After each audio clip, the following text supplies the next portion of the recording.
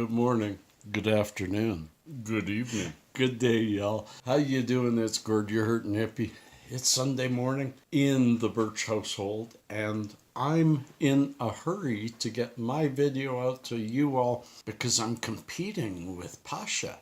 It's his turn to get his video out. We're a family of tubers, and I thought that I would bring to you a discussion that Gary Miller kind of got into my head when we talked about what was happening to that. Sorry about the bouncing around. When we were talking about what was happening to that nice old woman in Florida. And we started talking about legalization, how it's a farce. And Gary, I agree with most of what you say.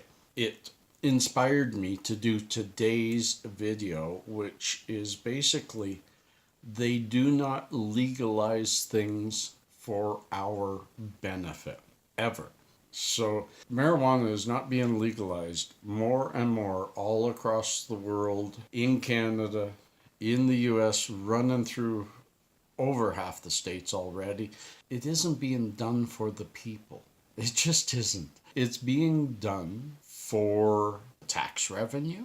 It's being done for quite a few reasons. Like you look at a guy like in the States, this liberal Boechler, who's really pushing for new laws to legalize this. And I appreciate his work. It's one of the main things he set his focus as a politician on, and it gets him elected.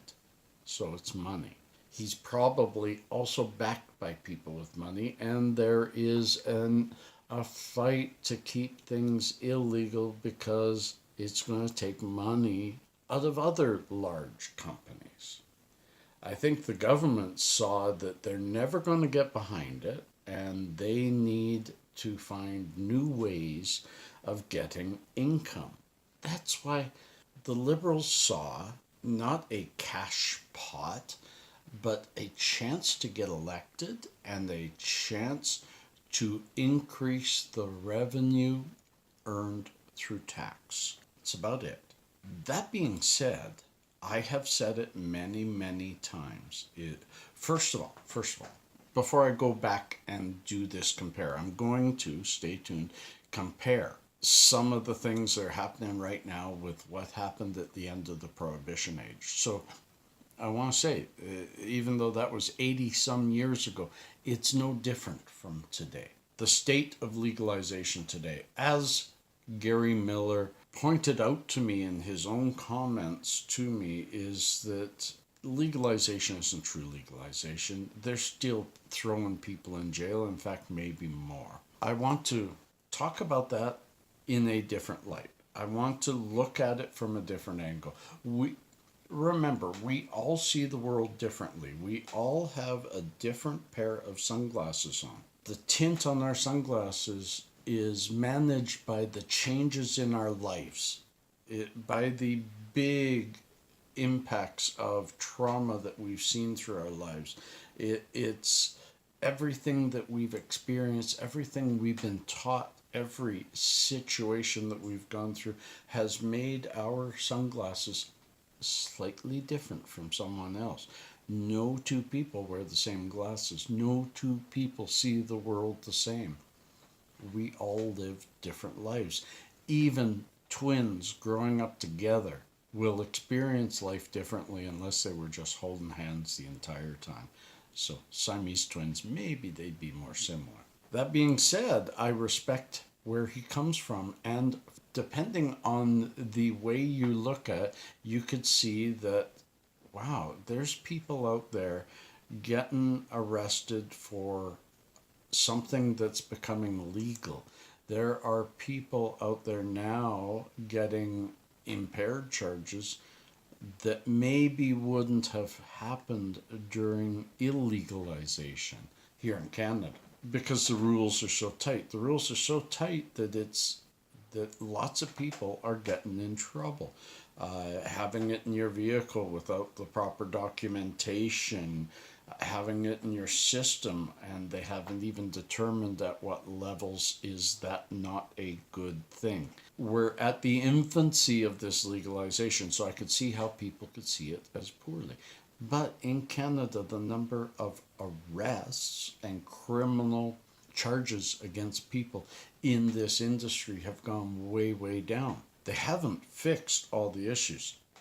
To me, anybody who the only instant of criminal behavior in their background is cannabis, that should be cleared. It should be gone. If we've decided that it should not have been illegal, then we should be clearing those people. And that segues me into, look below for the link. It's a fairly good and short story, but I'm going to read an even shorter part of it. About 83 years ago, when the repeal of the 18th Amendment and the 21st Amendment that cleared the way for the end of Prohibition. Few individuals were released after Prohibition was repealed. Ruth Ings, a professor of applied health science at University of Indiana, told me via email. Sentences were generally served to completion. They had illegally manufactured alcohol while it was illegal, Ings explains.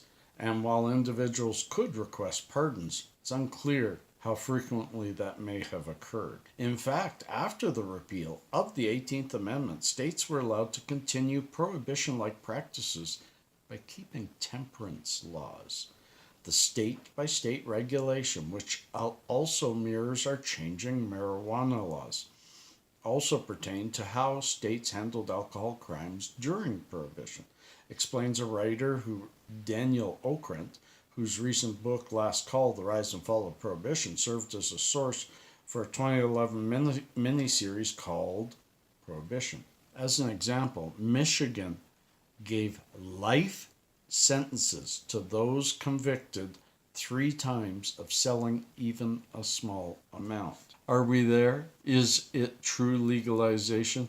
It is. I mean, we've taken a product that people used to spend time in jail for, and we have mostly, unless people are grossly breaking the rules, mostly what they could end up with is a slap on the wrist, a ticket, a fine, things like that. As we learn not only to live within the new laws, but we also work on our advocacy. Our advocacy has not changed. We still need to fight the government on the laws that are wrong, that are poor, that are misunderstood or misplaced. But now Canada is legal. We have been legal for 7 months. Many tests and experiments and studies are being done to determine, is the stigma real? Are these claims of the past, is there any factual basis for those claims? Are they true? We're going to see major changes over the next 4 to 5 years. And we do need to be patient while these things happen. Because government doesn't want to help us, but they cannot ignore us, which is why this all happened. They cannot ignore us. So bottom line, why did governments legalize? Back to the beginning, they legalized to increase their tax base. They legalized so that the government can get a piece of a huge pie that was otherwise not theirs. Other than that, yes, for us, it mostly stays the same. We still have to be careful how we use it. We still have to hide it from time to time. We still have to stay out of our vehicles, even if we think we're safe. There's so many restrictions. Some will go away. And as you know, in the alcohol industry, some will stay. Hope you enjoyed that. Peace and cheers. Love and harmony.